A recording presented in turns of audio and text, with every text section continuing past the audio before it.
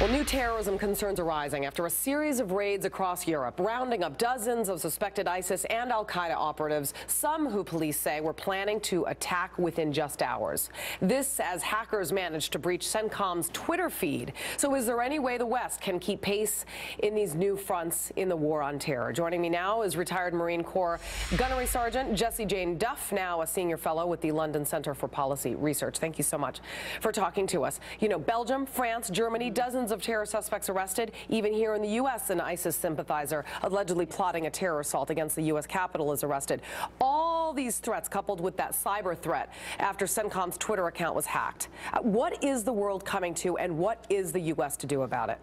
Well, the U.S. is not cutting off the head of the snake. We're going to worry about lone wolves and stalk them throughout our nation. If we go after the Islamic extremist jihadists that are running these operations, that are recruiting these young men to go out there and advocate their mission, if we cut off the head of the snake, if we cut off the fuel supply for this jihadist rampage upon our freedom, then we could diminish the internal threats within our nation. But meanwhile, we're going to waste valuable resources chasing after lone wolves when we're not going after the real issue. General Martin Dempsey, the chairman of the Joint Chiefs, makes a chilling point regarding the threat of cybersecurity on Fox News Sunday. Take a listen to this.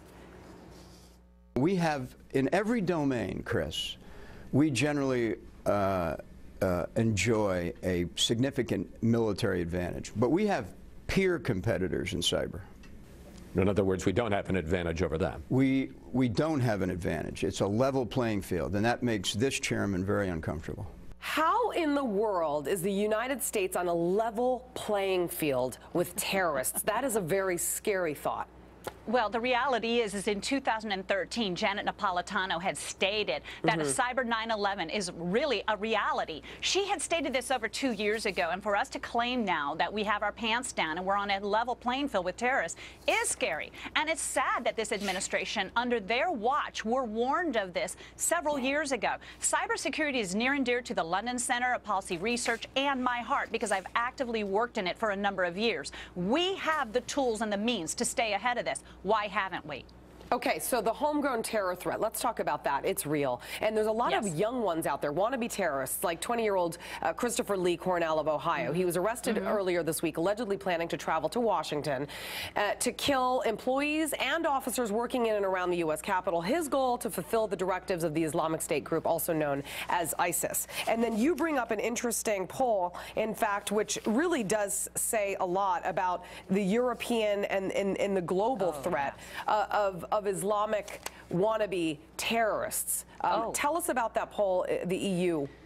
Yes, the EU poll shows that 69% of the Muslims in France actually support ISIS. And not only that, when you look at that same survey, throughout all of Europe, it's relatively very similar, as high as 40% in some locations. And when you flip that and you come here to the United States, you also will see that some of the largest cases of religious discrimination and attacks have been against Jewish people at very high percentages.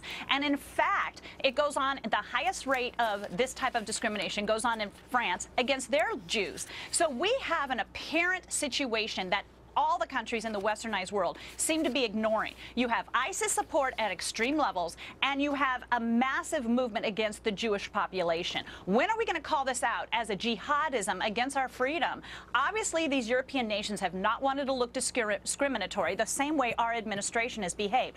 Our administration has ignored the shoe bomber, the subway bomber, the Christmas tree bomber, Nadal Hassan, and has never come out and said, we have been attacked by our very freedom. And these have gone on for years. And until the administration states that we have an internal festering within our culture, within our society, we're not going to squelch this fire. And we must do this. Our military is ready. We've been ready. We should not have pulled out of Iraq and released prisoners from Gitmo without a battle plan. That's a great point, because just this week, I mean, more prisoners have been released from Gitmo. These same prisoners are returning to places like Syria and Iraq, where we're currently trying to work with coalition forces. In fact, just today, we found about within 12 hours, we attacked areas in Syria, which, by the way, authorities in France and several other countries are now looking for possible accomplices to the gunman who attacked a kosher supermarket on January 9th, claimed, again, ties to the Islamic State terror group, and including his common-law wife, who's believed to have fled to